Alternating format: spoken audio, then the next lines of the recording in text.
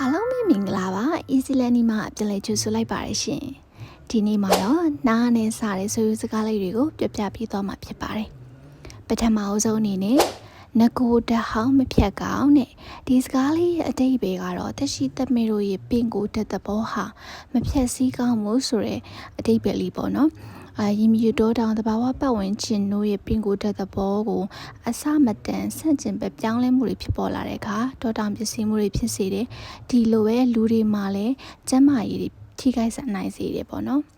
နောက်တစ်ခုကနေမြင်ညာပြောက်တဲ့ဒါလေးကတော့သိချင်းတရားကိုပြပြထားတာပေါ့နော်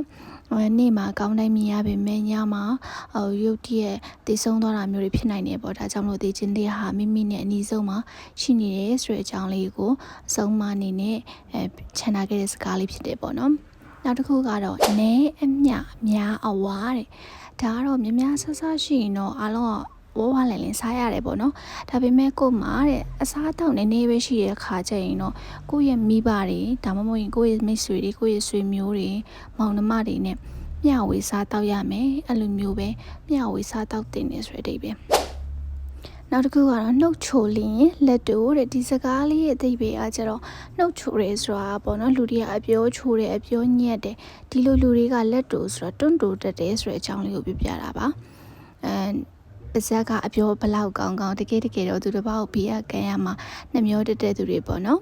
နောက်ထပ်ဗီဒီယိုလေးတွေကိုလည်းဆောင်မြော်ပြပါအောင်နော်